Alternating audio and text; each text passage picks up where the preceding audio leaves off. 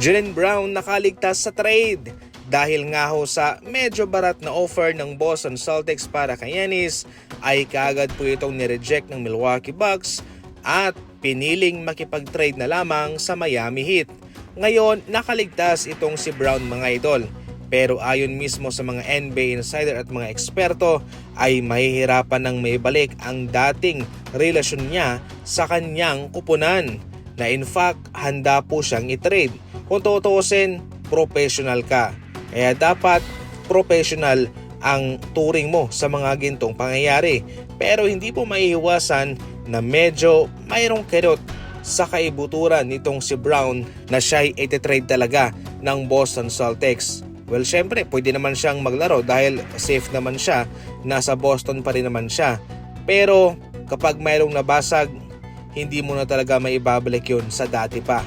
Sa madaling salita, patuloy po na magkakaroon ng lamat ang relasyon ng Boston Celtics at nitong si Jaylen Brown. Sa huli, ayon sa report mga idol, pwede pa naman daw i-attempt ulit ng Celtics na i-trade si Brown para sa ibang kupunan. Pero ang posibilidad na yun ay mangyayari ay mababa na lamang. Ito ang naging reaksyon ni Jaime Jaquez nang malaman niyang na-trade na siya papuntang Milwaukee Bucks. Itong si Jaime Jaquez nag-workout mga idol at sinabihan siya ng kanyang kaibigan na bro, na-trade ka na papuntang Milwaukee Bucks. Ito po mga idol ang kanyang naging reaksyon.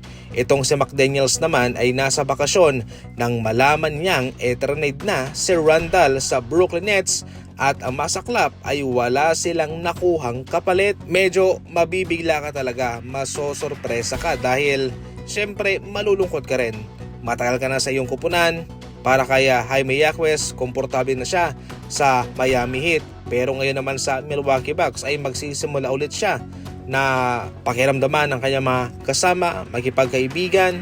It's another whole new beginning para sa kanila. Siyempre para kay Randall din. Ganun talaga mga idol, especially sa sports, sa basketball, kahit na magaling ka, kahit na loyal ka, ay hindi ka talaga ligtas kung pipiliin man ng front office na mag-move on na sa'yo.